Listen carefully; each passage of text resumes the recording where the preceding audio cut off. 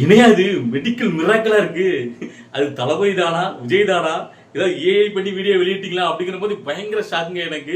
இன்னைக்கு சைலண்டா மனசா ஒரு சம்பவம் பண்ணிட்டாரு. அதாவது வெள்ளிக்கிழமைனாலே விஜய்க்கு எதிராக ஏதாவது வில்லக்கதனையா வரும் அப்படின்னு நம்ம எதிர்பார்க்கிற நேரத்துல இன்னைக்கு வெள்ளிக்கிழமை அன்னைக்கு பெரம்பூர் தொகுதி மக்களுக்கு ஒரு பயங்கர ஒரு இன்பதிர்ச்சி கொடுத்தாரு. திடீர் சர்ப்ரைஸுங்க. சோ என்னன்னு கேட்டீங்கன்னா, அதாவது இதுக்கு முன்னாடி நம்ம லாஸ்டா ஒரு மேனிஃபெஸ்டோ வெளியிட்டார்ல, அன்னைக்கு ஒன்று சொன்னா தெரியுமா, என்னுடைய தொகுதிகளுக்கு நான் ஸ்பெஷலா ஒன்று பண்ணுவேன். என்ன இருந்தாலும் என் வீட்டுக்கு நான் பிள்ளை தானே, என் தொகுதிக்கு நான் எம்எல்ஏ தானே, ஸோ அதனால மாசத்துல ஒரு தடவை நான் என்னோட தொகுதிக்கு போவேன். அந்த மக்களுடன் நான் வந்து கலந்துரையாடி அவங்களுக்கு என்ன குறையுதுன்னு கேட்டறிஞ்சு நான் செய்வேன். கேட்காமலும் செய்வேன், கேட்டறிஞ்சு என்னோட ஈஸியா என்ன வந்து நீங்க ஆக்சஸ் பண்ணலாம், என்ன பார்க்கலாம், உங்களுடைய குறைகளை சொல்லலாம் அப்படிலாம் அவர் சொல்லியிருந்தாரு. அப்ப எனக்கு அது ஒரு டவுட் இருந்துச்சு. அதாவது மாசம் மாசம் போயிடுவாரு, ஆனா அந்த மக்கள் எப்படி ஒரு ஈஸியா ஆக்சஸ் பண்ண முடியும், அதனால நடக்க சரி பார்க்கலாம் அப்படின்னு நான் சொல்லியிருந்தேன். நம்முடைய பேச்சு வந்து பொய்யாயிடுச்சுங்க. இன்னைக்கு எல்லாத்தையும் உடச்சிட்டாரு மனுஷன். பெரம்பூர் தொகுதியில வீடு வீடா இன்னைக்கு ரொம்ப எளிமையா போறாருங்க. அதாவது இதை பார்க்கும்போது இது எதிரிகள்லாம் ஒரு கம்பு சுத்துவானுங்கல்ல. அதாவது விஜய் வந்து பாத்தீங்கன்னா பனையூர் பண்ணையார், அவரெல்லாம் நீங்க பார்க்க முடியுமா?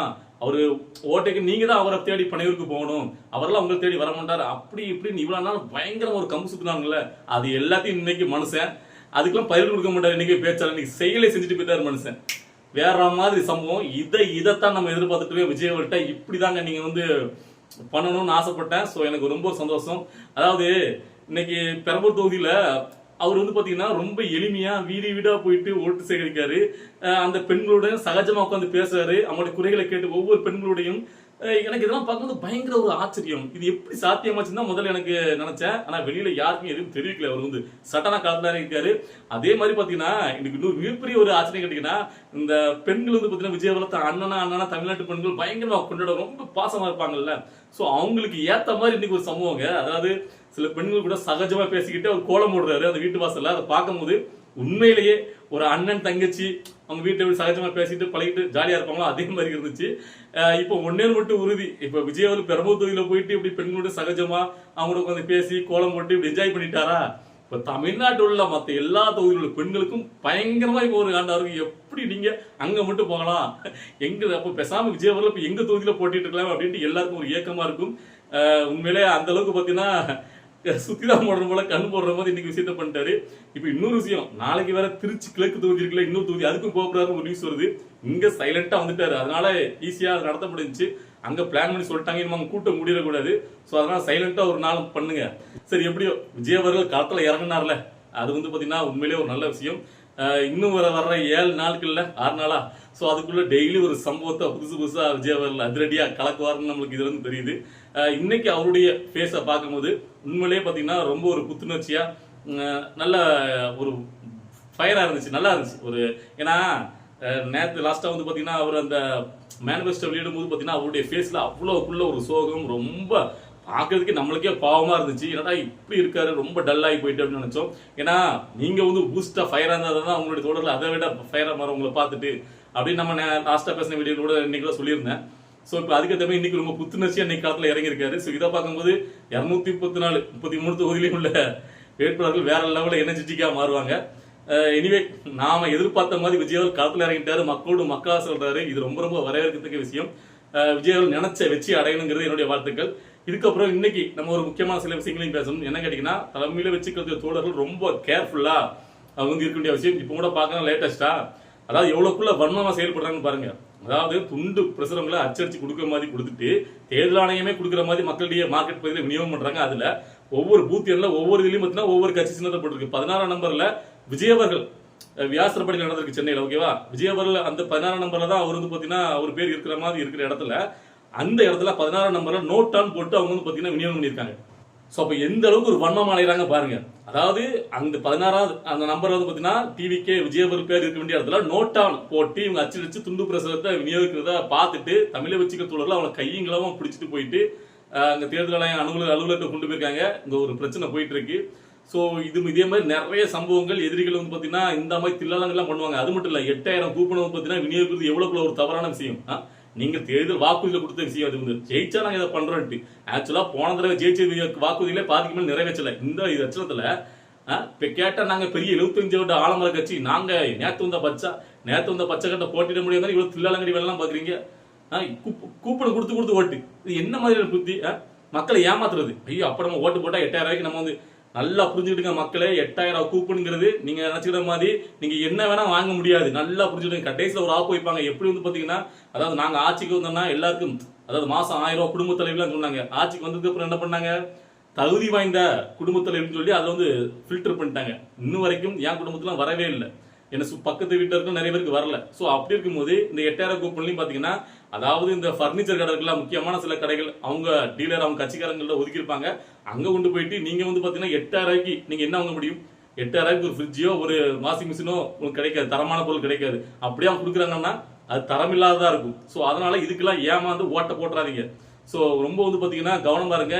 சோ இப்ப நான் சொல்றேன், இதே மாதிரி நீங்க வந்து பாத்தீங்கன்னா தமிழை வச்சுக்க தோழர்கள் ஒவ்வொரு வீட்டுக்கும் போறீங்களா, இந்த மாதிரி நடக்கிற சம்பவங்கள் ஏதாவது இருந்துச்சுன்னா உடனே அதை கையங்களும் பிடிங்க, வீடியோ வெளியிடுங்க, எல்லாருக்கும் பாத்தீங்கன்னா தெரியப்படுத்துங்க, மக்கள்கிட்ட அவேர்னஸ் கொடுக்கணும். நீங்க வந்து பாத்தீங்கன்னா அந்த 8000 கூப்பனும் சப்போஸ் கண்ணுக்கு தெரியாம எங்களாம நேரம் கொடுத்துருப்பாங்க. அப்போ அதனுடைய அவேர்னஸ் என்ன, அந்த 8000 கூப்பனால என்ன லாபம்? ஒண்ணுமே கிடையாது, அது நட்டம் தான், உங்களை ஏமாத்துறாங்க அப்படிங்கறத நீங்க கொண்டு போய் சேர்க்கணும். ஓகேவா? அதுக்காக இந்த விழிப்புணர்வு, அதாவது இங்க ஒரு மாற்றம் வரணும் அப்படின்னு நீங்க எதிர்பார்த்தீங்க, விஜய் அவர்கள் ஜெயிக்கணும் அப்படின்னு நினைச்சீங்கன்னா இதை பண்ணுங்க. எல்லார் கையிலும் போன் இருக்கு, அதை எடுத்து வெளியிடுங்க. அதை தடுக்கணும். இளைஞர்கள் நம்ம கையில தான் இருக்கு. அதாவது ஒரு மாற்றம் வரணும்னு நினைக்கும் போது அதை கொடுக்கறதுக்கு ஒருத்தரால முடியுங்கும் போது அவருக்கு நம்ம சப்போர்ட் பண்ணணும்.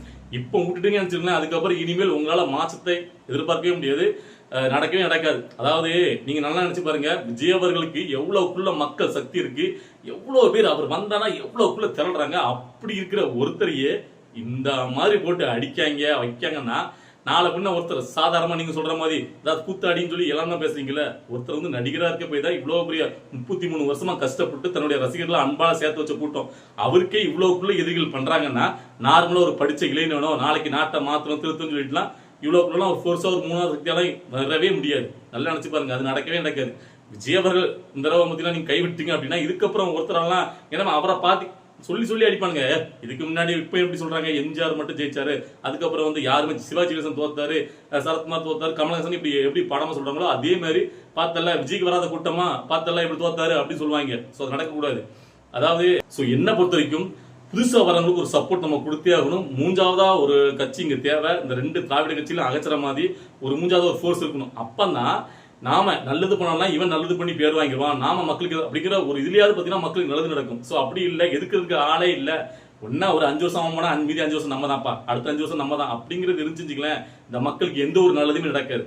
இல்ல நாம வந்து தப்பு பண்ணா அவ்வளவுதான், புதுசா கிளம்பி விட்டா 3வது சக்தி வந்துட்டு அப்படிங்கிற பயம் இருக்கணும். அதுக்காவது விஜய் அவர்களுக்கு சப்போர்ட் பண்ணுங்க. சோ என்ன பொறுத்த வரைக்கும் ஓப்பனாவே சொல்றேன், விஜய் அவர்களை விட்டா திமுகவை ஒழிக்கிறதுக்கு வேற எந்த சக்தியாலும் முடியாது. அதாவது சில பேருக்கு கூட தோணலாம், ஏன் இவருக்கு தான் நாங்க ஓட்டு போடணுமா, நாம் தமிழ் கட்சிக்கு நாங்க ஓட்டு போடக்கூடாது, நாம் தமிழ் கட்சியை நாங்க வந்து வர வைக்கிறோம் அப்படின்ட்டு. அதாவது நாங்களும் நாம் தமிழ் கட்சிக்கு ஓட்டு போட்டவங்க தான் ஒரு காலத்துல. நீங்களே நல்லா ஒண்ணு யோசிச்சு பாருங்க, அவங்க பேசுற கருத்துக்கள் எல்லாமே படிச்சவங்க, நல்லா பேசுறாங்க, நல்லா இளைஞர் ரத்தமா இருக்கு, தமிழருங்க உடன்போடு இருக்காங்க, அதெல்லாம் ஓகே. ஆனா அவங்களுடைய தலைமை போகிற பாதை சரியா இருக்கா, நோக்கம் சரியா இருக்கா? நீங்களே பாருங்க. அதாவது இப்போ நம்மளுடைய எதிரி யாரு? திமுக அடிக்கிறதா முதல் எதிரியா இருக்கணும். அவங்க வந்து கட்சி ஆரம்பிச்சாங்கல்ல, எதுக்கு நோக்கத்துக்காக ஆரம்பிச்சாங்க? ஈழத்துல தமிழர் கொல்லப்படும் அதை பொறுக்க முடியாத ஆரம்பிச்சாங்க. அப்ப ஈழத்துல தமிழர் கொல்லப்படுறது மேல இருந்து காங்கிரஸ், திமுக, இங்க திமுக காங்கிரஸ் கூட்டணி. சோ அப்போ அதுதானே அவங்களுடைய பெரிய ஒரு எதிரியா இருக்கணும்.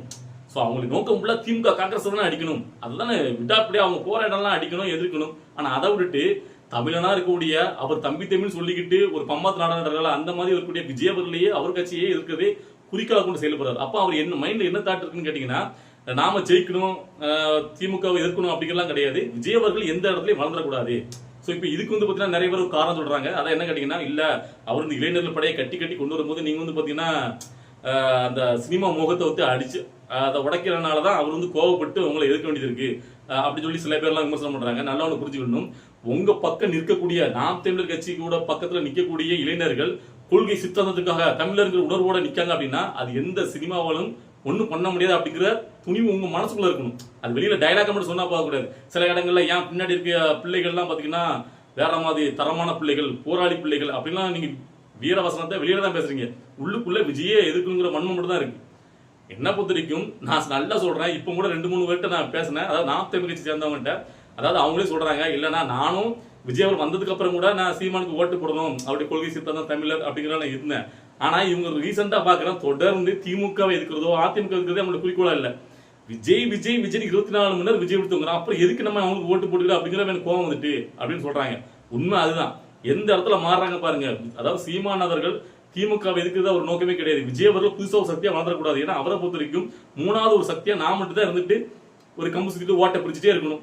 ஏன்னா இவரும் பாத்தீங்கன்னா ஜெயிக்க போறதுல வளரையும் மாட்டாரு.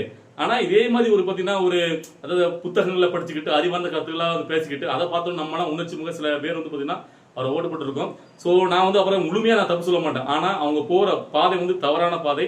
ஸோ அவங்க வந்து பாத்தீங்கன்னா அவங்களுடைய எதிரியை நோக்கியே அடிச்சிட்டு இருந்தாங்கன்னா இந்நேரம் அவங்க கூட நிக்கிறவங்க அப்படின்னு இருப்பாங்க. ஆனா அவர் திசையை மாத்தி விஜயை தான் நான் விமர்சிக்கணும் அப்படின்னு குறிக்கோள கொண்டு செயல்படும் போது அவருடைய தம்பிகள் போறாங்க. ஸோ எப்ப சீமானவர் தன்னுடைய பாதையை மறந்து போக ஆரம்பிச்சாரோ அப்பவே அவர் வந்து வீழ்க்க ஆரம்பிச்சிட்டாரு. அதுதான் உண்மை. சரி, ஓகே, மத்தெல்லாம் நம்மளுக்கு எதுக்கு?